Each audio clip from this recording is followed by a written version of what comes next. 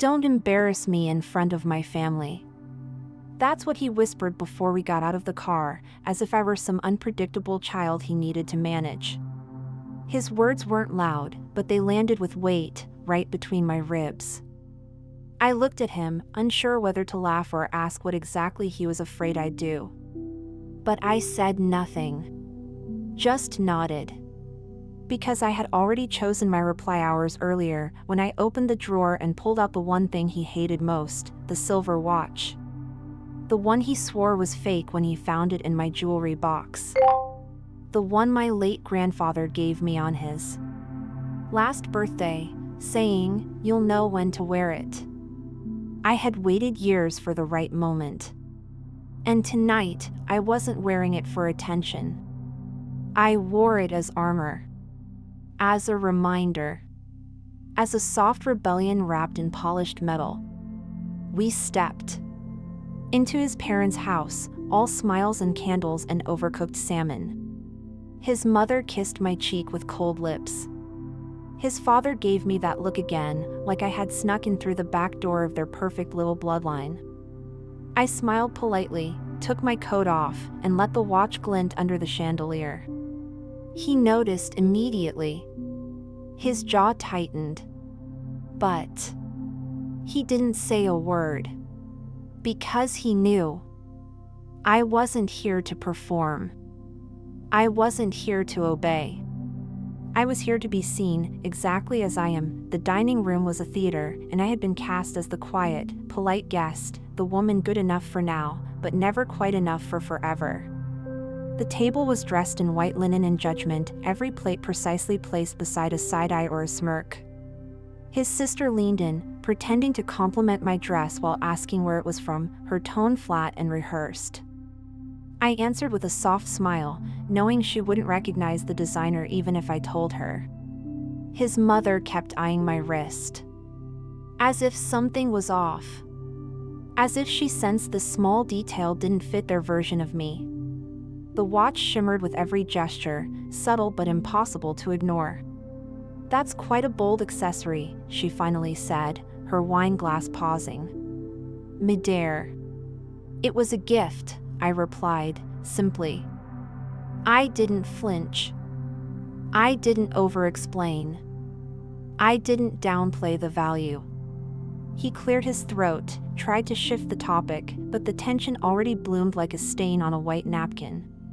For years, I had shrunk myself to fit into chairs like this. Chairs too stiff for truth. Rooms too quiet for real questions. But not tonight. Tonight, I sat tall.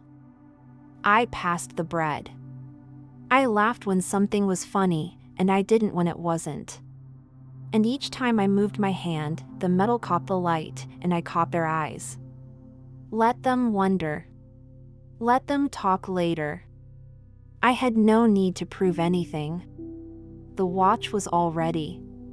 Doing that, the meal moved forward in stiff waves, courses arriving like timed tests, each one paired with awkward questions wrapped in smiles.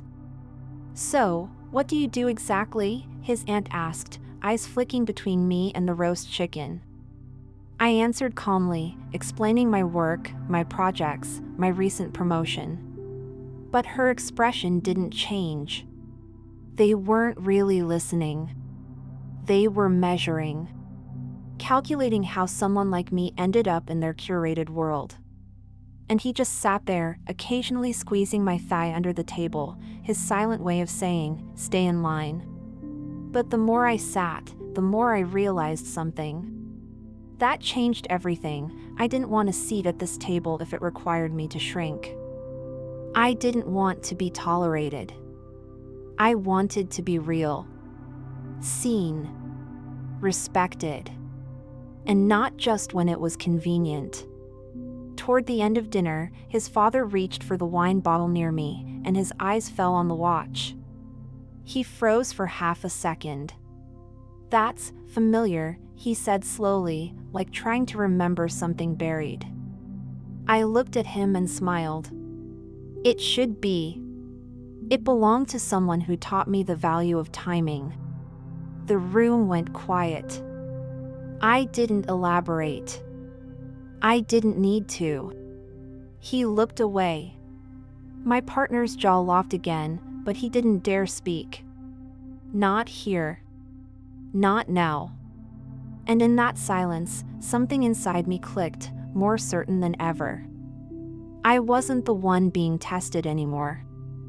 I was the one drawing the line. After dinner, I stepped onto the back patio for some air. The night was cool, crisp, and quiet, unlike the house buzzing behind me with shallow conversations and louder than necessary laughter. I leaned against the railing, letting the metal of the watch rest against my skin. It felt heavier now, but in a comforting way, like it was anchoring me to something real, something mine. A few minutes later, he joined me, closing the door softly behind him. "What was that?" he hissed, still trying to keep his voice down. "You wore that watch after everything we talked about?" I turned to him slowly, steady. "You mean after you called it fake? Or after you told me to act smaller so your family wouldn't feel uncomfortable?" He didn't answer. Just stared at me like he didn't recognize the version of me standing in front of him. And maybe he didn't. Because this wasn't the girl who used to flinch when he corrected her. This wasn't the woman who would have apologized just to smooth things over. This was someone who remembered her worth even when everyone else pretended not to see it. "I told you not to embarrass me," he said again, voice lower now. I nodded. And I didn't. I stepped past him, my heels clicking softly against the stone. "You did that yourself, when you forgot who I am." The patio light flickered above us as I walked back inside. And for the first time all evening, I didn't feel like the outsider. I felt untouchable. Back inside, I moved through the house differently. Not faster, not louder, just more grounded. It's strange how something shifts once you stop trying to belong. You begin to notice what you once ignored. Like how every photo on the walls was of them. Their vacations, their milestones, their memories, with no space left for new stories. Not mine, at least. I caught his mother watching me from the hallway mirror, her reflection sharper than her smile. She was holding a tray of tea, pretending hospitality, but her eyes betrayed the truth. They didn't want me there. They wanted the idea of someone beside him. Not someone with thoughts, or roots, or a history that didn't match theirs. I sat back on the couch, surrounded by people who still hadn't asked me a real question all night. But for once, I didn't feel the need to fill the silence. I listened instead to the way they spoke about the world, about women, about success. Everything was coated in a layer of subtle superiority. And I realized I'd spent too long trying to translate myself into their language, only to find they never intended to learn mine. I looked down at the watch again, running my finger along the edge of the face. It wasn't just time I was tracking anymore. It was alignment. And in that room, with those people, I was out of sync. Not because I was wrong, but because I was finally right with myself. And that made me dangerous. I watched him from across the room, laughing too hard at something his cousin said, like nothing had happened. Like he hadn't tried to manage me with a warning in the car. Like the watch on my wrist wasn't still. Quietly challenging the lie he'd once told to protect his own pride. And it hit me, not with anger, but with clarity. This wasn't just about the watch, or the dinner, or his family's cold smiles. It was about the pattern. About the slow erosion of identity that comes from being constantly edited, corrected, reshaped to fit someone else's comfort.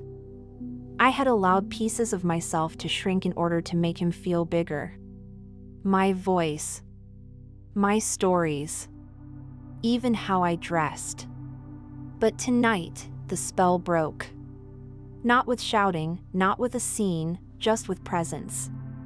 With choosing to wear something that honored where I came from. I could feel him watching me now, pretending not to. His family smiled and moved around us, oblivious, but he felt it too, that I wasn't sitting beside him anymore, even if my body was still on the couch. My silence had turned into distance, and my distance was louder than anything I could have said. That's the thing about dignity, when you reclaim it, it doesn't ask for applause.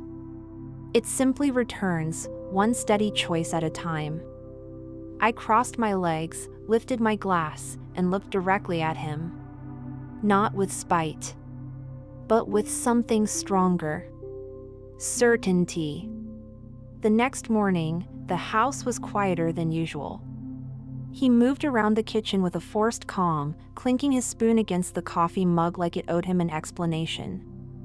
I sat at the table, scrolling through my phone, not really reading, just thinking. Thinking about how long I had twisted myself to avoid moments like the one last night. How I'd swallowed my thoughts to keep peace that never really existed. He finally broke the silence. About yesterday. You were a little dramatic, don't you think? I looked up, slowly. He said it like a joke, but his eyes searched for submission. For the version of me who would quickly apologize, maybe even laugh and say, I didn't mean to make it a thing. But she was gone. I wasn't dramatic, I said softly. I was just done pretending. He shook his head and turned away, brushing it off like dust. They're just my family. You know how they are. I nodded. I do now. There was no shouting, no argument. Just truth, resting between us like a knife neither of us picked up. That watch was still on my wrist, and now it felt like something more, like a quiet pact I'd made with myself. To never let anyone decide how small I should be. He finished his coffee and left the room without another word. And I stayed there, watching the light hit the floor tiles, realizing I didn't need his validation. Just my own permission to begin. Again, later that afternoon, I opened the old box in the closet. The one I hadn't touched in years. Inside were fragments of a life I had slowly hidden away, photos from my college graduation, letters from my grandfather, sketches from the design studio I once dreamed of opening. All shelved in favor of a future that was supposed to be more practical, more aligned with the life he pictured. But looking through them now, I didn't feel sadness. I felt return. A quiet reintroduction to the woman I had once been before I learned to speak softly so his voice could echo louder. That watch, my grandfather's watch, had always been more than an accessory. He gave it to me because he saw something I had stopped seeing in myself, direction. I remember his voice so clearly. When the time comes, don't argue. Don't beg. Just walk with your head up and let your silence do the talking. That day, I didn't pack a suitcase.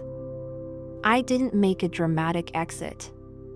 I simply took back the parts of me I had tucked away. I wore my own clothes again, the ones he once said were too bold. I called the editor I used to write for and asked about picking up freelance work again. And I didn't wait for him to ask where I was going. I just stepped out the door. Because when you remember your worth, you don't ask permission to carry it with you.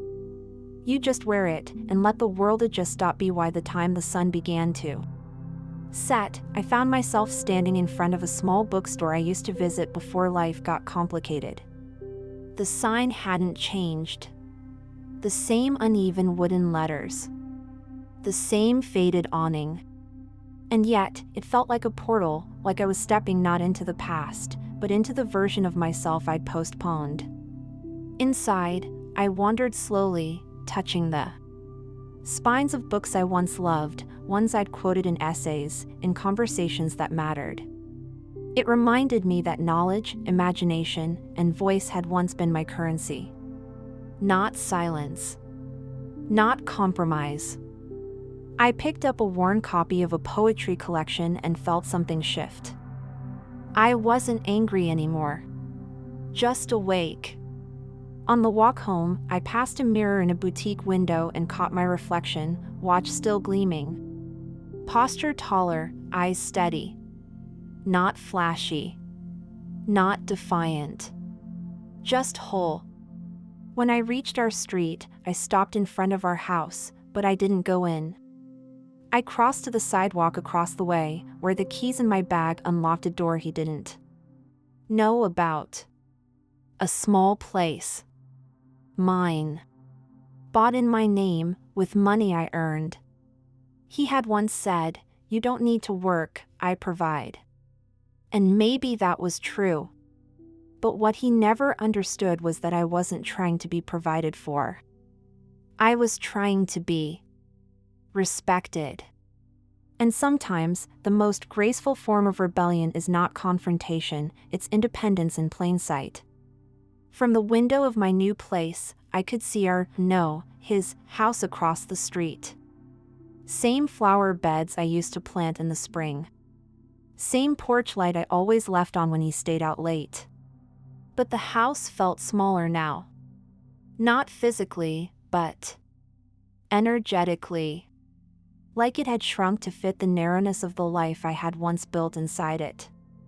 I watched him come and go, carrying groceries, taking phone calls, waving politely at neighbors. On the outside, everything looked exactly the same. But I knew something had shifted, and not just in me. He hadn't tried to reach out. Not with flowers. Not with apologies. Just silence. I wondered if it was pride, confusion, or something else entirely. Maybe he thought I'd come back when the silence got loud enough. But what he didn't understand was that silence had become my sanctuary, not my punishment. I was finally learning to exist without constantly decoding someone else's moods, without editing myself to match the room, without earning love like it was a reward I had to audition for. And in that quiet, something beautiful emerged: choice. My life was no longer shaped by someone else's permission.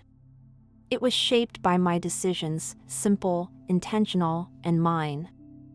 I took a sip of tea and let the warmth settle inside me. This wasn't revenge. It wasn't even a statement. It was just peace. And for the first time in years, it felt louder than anything I'd ever said. I started rebuilding quietly. Not out of shame, but intention. I rearranged the furniture in my little house so that everything faced the windows, not the walls. I bought secondhand art from local markets, pieces that didn't match, but made me feel something. I cooked dinner for one and lit candles anyway. Not because anyone would see, but because I finally believed I deserved to be surrounded by care, even when no one else was watching. On Sundays, I walked to the park with a book in hand and no schedule. The air smelled like eucalyptus and freedom. I didn't post about my new life. I didn't call friends to explain my choices. I let the silence stretch and breathe and wrap around me like a soft coat I hadn't worn in years. And slowly, my mind stopped replaying old conversations. It stopped rehearsing comebacks I never gave and apologies I never owed. Instead, I found myself daydreaming again about projects I had shelved, cities I hadn't visited, stories I hadn't written. I wasn't trying to prove anything anymore. Not to him. Not to anyone. I was learning how to be with myself and not feel like something was missing. Because nothing was. I had just been too busy shrinking to notice all the space I'd been standing in. And now, with every quiet morning and soft light through my windows, I was filling it, not with noise, but with presence. With self. And with the kind of love that doesn't ask to be earned. One afternoon, I found an old voicemail from my grandfather. It was from years ago, a birthday message filled with warmth and wisdom. His voice cracked near the end when he said, "You were never meant to follow. You were meant to walk where no one else dares." I played it twice. Then again. And with each replay, something inside me settled. I wasn't angry anymore. Not at him. Not at the past. Not even at myself. I had made choices based on love. On hope, on the dream that someone could see me fully and still choose me. That dream didn't fail. It just revealed who was never capable of holding it. And that's not a tragedy. That's a clearing. A quiet space where something truer can finally grow. That week, I started writing again. Not for a job, not for approval, just for me. Pages filled with thoughts I used to silence. Feelings I had labeled too much. Stories I thought no one would care to read. But they weren't meant for the world yet. They were for me. Proof that I was still here, still whole, still wildly alive under all the roles I had worn. And across the street, his curtains stayed drawn. His life continued. Unbothered. Unchanged. But mine didn't need to look loud to feel full. I didn't need an audience or an apology. Just my voice. Just this piece. Just the simple, steady. Knowing that I had chosen myself and would continue to, again and again. It had been 3 months since I left, and one evening I received an invitation, an anniversary dinner hosted at the same restaurant where it all began. Where he once said, "You're not allowed to spend that much," like my choices were reckless, like my voice had a price tag. I stared at the card for a while. Not because I was tempted to go, but because I realized I didn't feel anything. No anger. No ache. Just clarity. Still, I made a reservation that same night. At the same place. Different table. Alone. I dressed simply. Watch on my wrist. Quiet confidence in my chest. When I walked through the doors, the hostess greeted me kindly and led me to a corner table by the window. From where I sat, I could see him at the far end of the room, surrounded by laughter, by people clinking glasses, by noise. But I wasn't a part of it anymore, and I didn't feel excluded. I felt relieved. I ordered my meal, paid with my own card, and smiled when the server returned the receipt. This wasn't revenge. It wasn't a performance. It was presence. I had returned to the place where I once felt small, not to prove anything, but to honor the woman who once sat there and stayed silent. She didn't know she had the right to walk away. But I did. And tonight, I dined with her, quietly, fully, freely. The version of me who would never shrink again. As the evening moved on, I sat with a glass of wine and let the world blur around me. The clinking of silverware, the hum of conversation, the familiar music playing softly above, all of it continued without needing me to participate. And for once, I didn't feel the urge to fill the silence or explain my solitude. There was a deep, rare kind of strength in sitting alone and not feeling lonely. In knowing I had nothing to prove and no one to convince. I remembered how I used to watch other women in restaurants, those who dined alone, who carried themselves like they belonged anywhere. I used to wonder what made them so brave. Tonight, I knew. It wasn't boldness or defiance. It was peace. It was the soft confidence of someone who had outgrown performance, who no longer needed an audience to feel seen. And across the room, when our eyes met for a split second, he looked confused. Maybe even curious. I gave a polite nod and turned away. Not to punish him, but to protect the quiet I had earned. Because the truth is, when you finally start choosing yourself, not everyone understands. And they don't have to. That moment wasn't about him seeing me differently. It was about me never again seeing myself through his eyes. I took a deep breath, felt the warmth in my chest, and whispered silently to the version of me that once begged to be enough, "You are. You always were." I left the restaurant slowly, not in a rush to go anywhere. The night air was cool, brushing against my skin like a quiet applause. No one watched me leave, and that felt right. Some exits aren't meant to be dramatic, they're meant to be sacred. I walked past the valet, heels tapping softly on the pavement, and headed home on foot. No car waiting. No one to impress. Just the sound of my own pace, steady and unshaken. And with every step, I felt lighter. Not because anything had been resolved, but because I no longer carried the weight of needing resolution. I had forgiven him, not aloud, not for him, but within myself. And more importantly, I had forgiven the version of me who stayed too long, who dimmed her light to be palatable, who thought being loved meant being less. When I reached my front door, I didn't hesitate.